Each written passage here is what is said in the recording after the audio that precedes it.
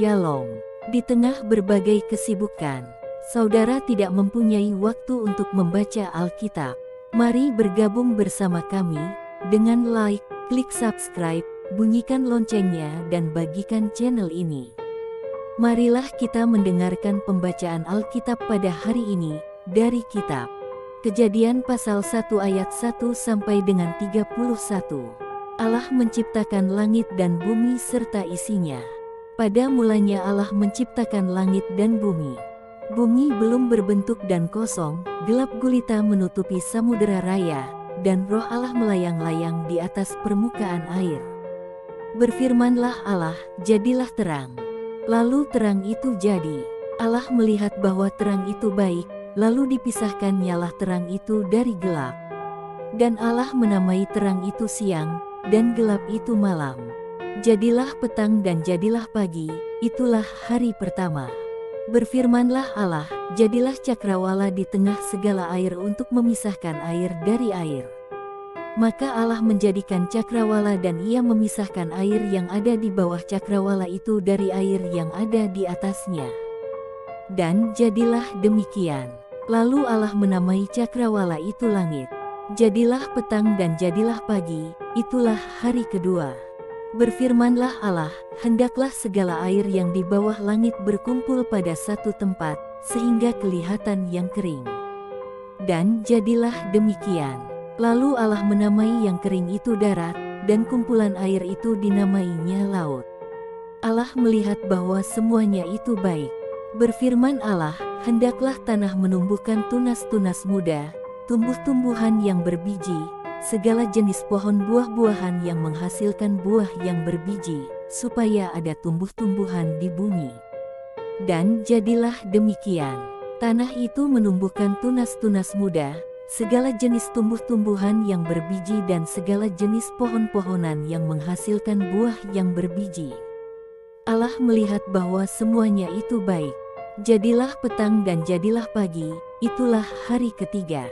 Berfirmanlah Allah, jadilah benda-benda penerang pada cakrawala untuk memisahkan siang dari malam. Biarlah benda-benda penerang itu menjadi tanda yang menunjukkan masa-masa yang tetap dan hari-hari dan tahun-tahun, dan sebagai penerang pada cakrawala biarlah benda-benda itu menerangi bumi. Dan jadilah demikian. Maka Allah menjadikan kedua benda penerang yang besar itu, yakni yang lebih besar untuk menguasai siang dan yang lebih kecil untuk menguasai malam, dan menjadikan juga bintang-bintang. Allah menaruh semuanya itu di cakrawala untuk menerangi bumi, dan untuk menguasai siang dan malam, dan untuk memisahkan terang dari gelap. Allah melihat bahwa semuanya itu baik. Jadilah petang dan jadilah pagi, itulah hari keempat. Berfirmanlah Allah, hendaklah dalam air berkeriapan makhluk yang hidup, dan hendaklah burung beterbangan di atas bumi melintasi cakrawala. Maka Allah menciptakan binatang-binatang laut yang besar dan segala jenis makhluk hidup yang bergerak, yang berkeriapan dalam air, dan segala jenis burung yang bersayap. Allah melihat bahwa semuanya itu baik. Lalu Allah memberkati semuanya itu, firman-Nya, berkembang biaklah dan bertambah banyaklah serta penuhilah air dalam laut, dan hendaklah burung-burung di bumi bertambah banyak. Jadilah petang dan jadilah pagi, itulah hari kelima. Berfirmanlah Allah, hendaklah bumi mengeluarkan segala jenis makhluk yang hidup, ternak dan binatang melata dan segala jenis binatang liar. Dan jadilah demikian. Allah menjadikan segala jenis binatang liar dan segala jenis ternak dan segala jenis binatang melata di muka bumi. Allah melihat bahwa semuanya itu baik. Berfirmanlah Allah, baiklah kita menjadikan manusia menurut gambar dan rupa kita, supaya mereka berkuasa atas ikan-ikan di laut dan burung-burung di udara dan atas ternak dan atas seluruh bumi dan atas segala binatang melata yang merayap di bumi. Maka Allah menciptakan manusia itu menurut gambarnya. Menurut gambar Allah diciptakannya dia, laki-laki dan perempuan diciptakannya mereka. Allah memberkati mereka, lalu Allah berfirman kepada mereka, beranak cuculah dan bertambah banyak, penuhilah bumi dan taklukkanlah itu, berkuasalah atas ikan-ikan di laut dan burung-burung di udara, dan atas segala binatang yang merayap di bumi. Berfirmanlah Allah, lihatlah, aku memberikan kepadamu segala tumbuh-tumbuhan yang berbiji di seluruh bumi dan segala pohon-pohonan yang buahnya berbiji, itulah akan menjadi makananmu. Tetapi kepada segala binatang di bumi dan segala burung di udara dan segala yang merayap di bumi, yang bernyawa, kuberikan segala tumbuh-tumbuhan hijau menjadi makanannya. Dan jadilah demikian. Maka Allah melihat segala yang dijadikannya itu, sungguh amat baik. Jadilah petang dan jadilah pagi, itulah hari ke-6. Kejadian pasal 2 ayat 1-25. Demikianlah diselesaikan langit dan bumi dan segala isinya. Ketika Allah pada hari ke-7 telah menyelesaikan pekerjaan yang dibuatnya itu, berhentilah ia pada hari ke-7 dari segala pekerjaan yang telah dibuatnya itu. Lalu Allah memberkati hari ke-7 itu dan menguduskannya, karena pada hari itulah ia berhenti dari segala pekerjaan penciptaan yang telah dibuatnya itu. Demikianlah riwayat langit dan bumi pada waktu diciptakan. Ketika Tuhan Allah menjadikan bumi dan langit, belum ada semak apapun di bumi, belum timbul tumbuh-tumbuhan apapun di padang, sebab Tuhan Allah belum menurunkan hujan ke bumi, dan belum ada orang untuk mengusahakan tanah itu, tetapi ada kabut naik ke atas dari bumi dan membasahi seluruh permukaan bumi itu. Ketika itulah Tuhan Allah membentuk manusia itu dari debu tanah dan menghembuskan nafas hidup ke dalam hidungnya. Demikianlah manusia itu menjadi makhluk yang hidup. Manusia dan Taman Eden. Selanjutnya Tuhan Allah membuat taman di Eden, di sebelah timur, disitulah ditempatkannya manusia yang dibentuknya itu. Lalu Tuhan Allah menumbuhkan berbagai-bagai pohon dari bumi, yang menarik dan yang baik untuk dimakan buahnya, dan pohon kehidupan di tengah-tengah taman itu, serta pohon pengetahuan tentang yang baik dan yang jahat. Ada suatu sungai mengalir dari Eden untuk membasahi taman itu, dan dari situ sungai itu terbagi menjadi 4 cabang. Yang pertama, namanya Pison, yakni yang mengalir mengelilingi seluruh tanah Hawila, tempat emas ada. Dan emas dari negeri itu baik, di sana ada damar bedolah dan batu krisopras. Nama sungai yang kedua ialah Gihon, yakni yang mengalir mengelilingi seluruh tanah Kus. Nama sungai yang ketiga ialah Tigris, yakni yang mengalir di sebelah timur Asyur. Dan sungai yang keempat ialah Efrat. Tuhan Allah mengambil manusia itu dan menempatkannya dalam Taman Eden untuk mengusahakan dan memelihara taman itu. Lalu Tuhan Allah memberi perintah ini kepada manusia, semua pohon dalam taman ini boleh kau makan buahnya dengan bebas, tetapi pohon pengetahuan tentang yang baik dan yang jahat itu, janganlah kau makan buahnya, sebab pada hari engkau memakannya, pastilah engkau mati. Tuhan Allah berfirman, tidak baik, kalau manusia itu seorang diri saja. Aku akan menjadikan penolong baginya, yang sepadan dengan dia. Lalu Tuhan Allah membentuk dari tanah segala binatang hutan dan segala burung di udara. Dibawanyalah semuanya kepada manusia itu untuk melihat, bagaimana ia menamainya, dan seperti nama yang diberikan manusia itu kepada tiap-tiap makhluk yang hidup, demikianlah nanti nama makhluk itu. Manusia itu memberi nama kepada segala ternak, kepada burung-burung di udara dan kepada segala binatang hutan, tetapi baginya sendiri ia tidak menjumpai penolong yang sepadan dengan dia. Lalu Tuhan Allah membuat manusia itu tidur nyenyak. Ketika ia tidur, Tuhan Allah mengambil salah satu rusuk daripadanya, lalu menutup tempat itu dengan daging. Dan dari rusuk yang diambil Tuhan Allah dari manusia itu, dibangunnyalah seorang perempuan, lalu dibawanya kepada manusia itu. Lalu berkatalah manusia itu, inilah dia, tulang dari tulangku dan daging dari dagingku. Ia akan dinamai perempuan, sebab ia diambil dari laki-laki. Sebab itu seorang laki-laki akan meninggalkan ayahnya dan ibunya dan bersatu dengan istrinya, sehingga keduanya menjadi satu daging. Mereka keduanya telanjang, manusia dan istrinya itu, tetapi mereka tidak merasa malu. Kejadian pasal 3 ayat 1-24. Manusia jatuh ke dalam dosa. Adapun ular ialah yang paling cerdik dari segala binatang di darat yang dijadikan oleh Tuhan Allah. Ular itu berkata kepada perempuan itu, "Tentulah Allah berfirman, semua pohon dalam taman ini jangan kamu makan buahnya, bukan?" Lalu sahut perempuan itu kepada ular itu, "Buah pohon-pohonan dalam taman ini boleh kami makan, tetapi tentang buah pohon yang ada di tengah-tengah taman, Allah berfirman, jangan kamu makan ataupun raba buah itu, nanti kamu mati." Tetapi ular itu berkata kepada perempuan itu, "Sekali-kali kamu tidak akan mati. Tetapi Allah mengetahui, bahwa pada waktu kamu memakannya matamu akan terbuka, dan kamu akan menjadi seperti Allah, tahu tentang yang baik dan yang jahat." Perempuan itu melihat, bahwa buah pohon itu baik untuk dimakan dan sedap kelihatannya, lagi pula pohon itu menarik hati karena memberi pengertian. Lalu ia mengambil dari buahnya dan dimakannya dan diberikannya juga kepada suaminya yang bersama-sama dengan dia, dan suaminya pun memakannya. Maka terbukalah mata mereka berdua dan mereka tahu, bahwa mereka telanjang, lalu mereka menyemat daun pohon ara dan membuat cawat. Ketika mereka mendengar bunyi langkah Tuhan Allah, yang berjalan-jalan dalam taman itu pada waktu hari sejuk, bersembunyilah manusia dan istrinya itu terhadap Tuhan Allah di antara pohon-pohonan dalam taman.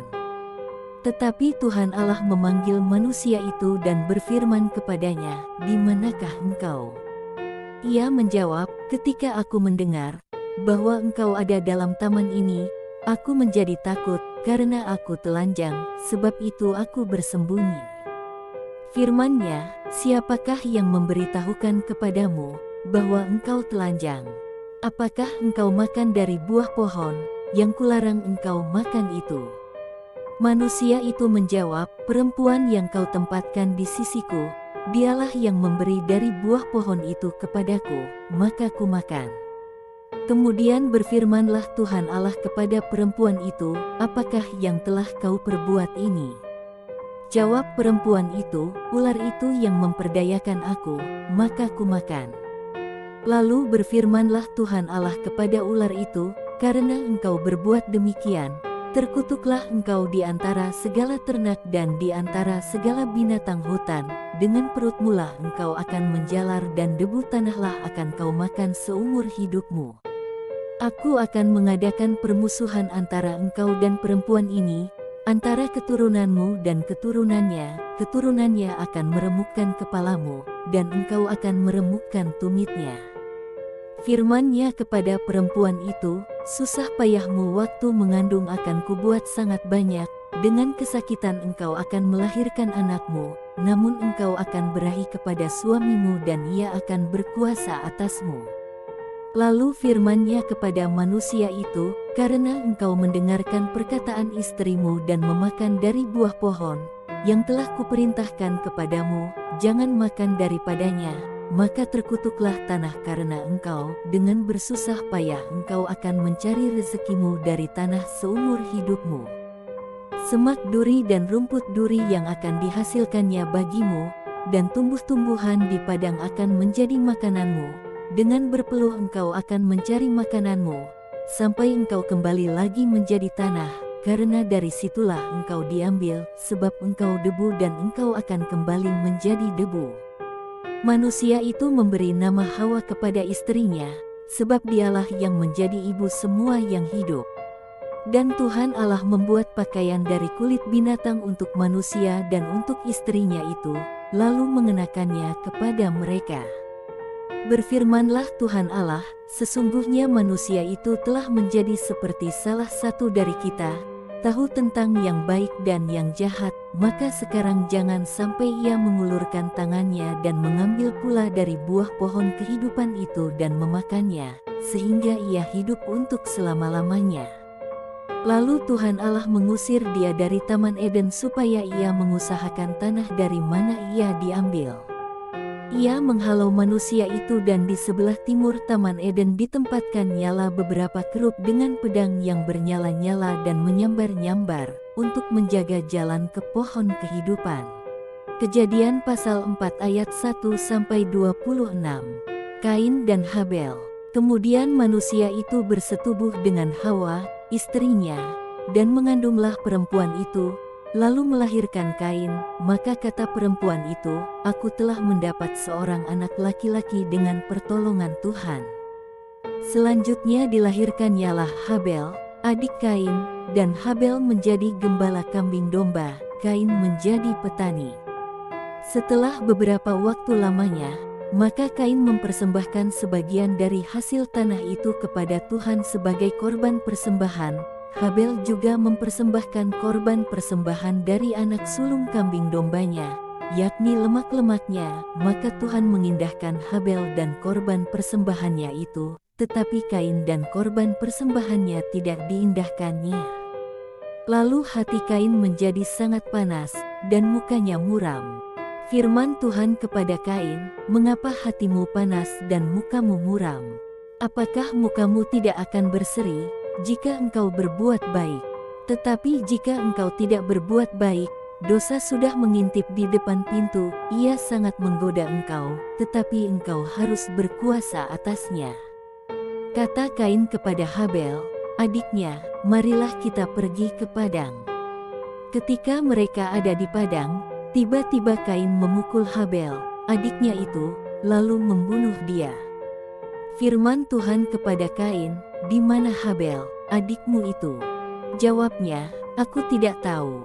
Apakah aku penjaga adikku?" Firman-Nya, "Apakah yang telah kau perbuat ini? Darah adikmu itu berteriak kepadaku dari tanah. Maka sekarang, terkutuklah engkau, terbuang jauh dari tanah yang mengangakkan mulutnya untuk menerima darah adikmu itu dari tanganmu. Apabila engkau mengusahakan tanah itu, maka tanah itu tidak akan memberikan hasil sepenuhnya lagi kepadamu, engkau menjadi seorang pelarian dan pengembara di bumi." Kata Kain kepada Tuhan, "Hukumanku itu lebih besar daripada yang dapat kutanggung. Engkau menghalau aku sekarang dari tanah ini dan aku akan tersembunyi dari hadapanmu, seorang pelarian dan pengembara di bumi, maka barang siapa yang akan bertemu dengan aku, tentulah akan membunuh aku." Firman Tuhan kepadanya, "Sekali-kali tidak. Barang siapa yang membunuh Kain akan dibalaskan kepadanya 7 kali lipat." Kemudian Tuhan menaruh tanda pada Kain, supaya ia jangan dibunuh oleh barang siapapun yang bertemu dengan dia. Lalu Kain pergi dari hadapan Tuhan dan ia menetap di tanah Nod, di sebelah timur Eden.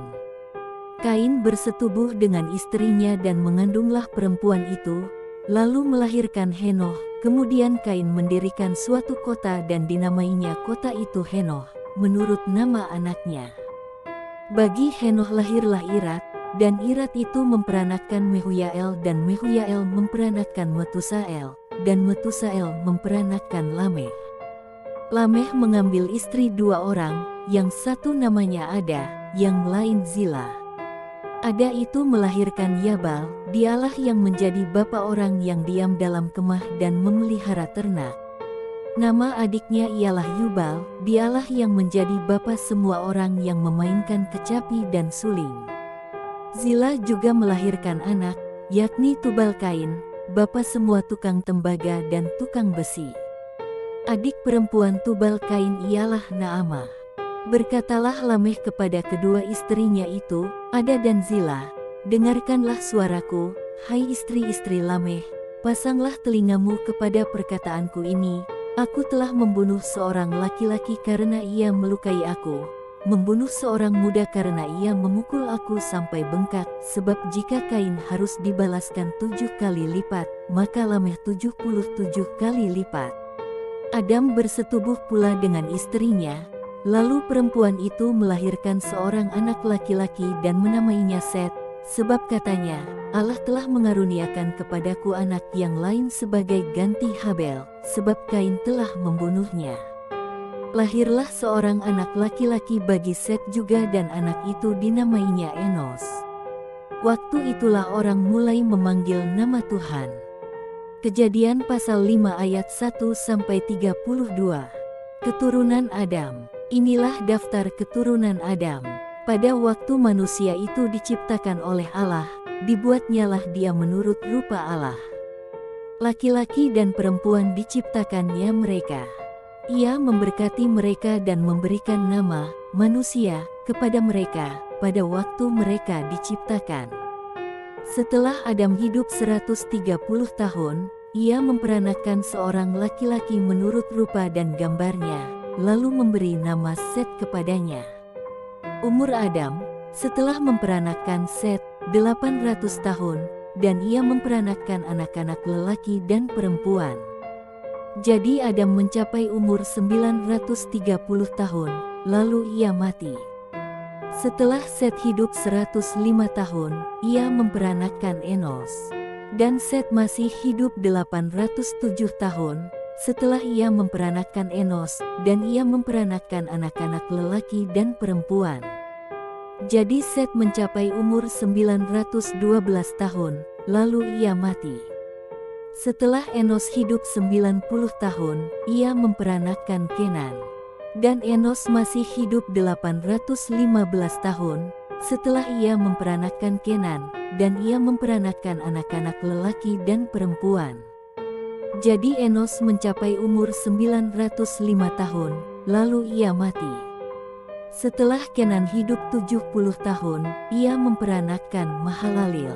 Dan Kenan masih hidup 840 tahun, setelah ia memperanakan Mahalalil, dan ia memperanakan anak-anak lelaki dan perempuan. Jadi Kenan mencapai umur 910 tahun, lalu ia mati.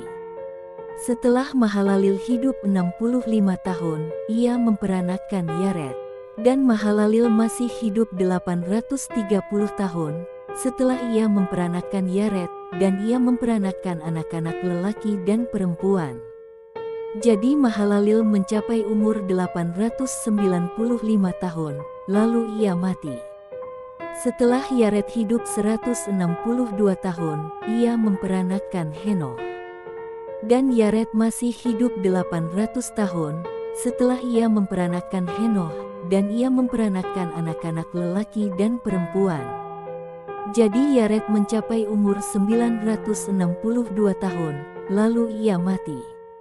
Setelah Henokh hidup 65 tahun, ia memperanakan Metusalah. Dan Henokh hidup bergaul dengan Allah selama 300 tahun lagi, setelah ia memperanakan Metusalah, dan ia memperanakan anak-anak lelaki dan perempuan. Jadi Henokh mencapai umur 365 tahun. Dan Henokh hidup bergaul dengan Allah, lalu ia tidak ada lagi, sebab ia telah diangkat oleh Allah. Setelah Metusalah hidup 187 tahun, ia memperanakan Lamekh. Dan Metusalah masih hidup 782 tahun, setelah ia memperanakan Lamekh, dan ia memperanakan anak-anak lelaki dan perempuan. Jadi Metusalah mencapai umur 969 tahun, lalu ia mati. Setelah Lamekh hidup 182 tahun, ia memperanakan seorang anak laki-laki, dan memberi nama Nuh kepadanya, katanya, anak ini akan memberi kepada kita penghiburan dalam pekerjaan kita yang penuh susah payah di tanah yang telah terkutuk oleh Tuhan. Dan Lamekh masih hidup 595 tahun, setelah ia memperanakan Nuh, dan ia memperanakan anak-anak lelaki dan perempuan. Jadi Lamekh mencapai umur 777 tahun, lalu ia mati. Setelah Nuh berumur 500 tahun, ia memperanakan Sem, Ham dan Yafet. Terima kasih telah bergabung bersama kami mendengarkan pembacaan Alkitab pada hari ini. Jangan lupa klik subscribe dan bunyikan loncengnya, agar tahu pembacaan Alkitab selanjutnya. Tuhan Yesus memberkati.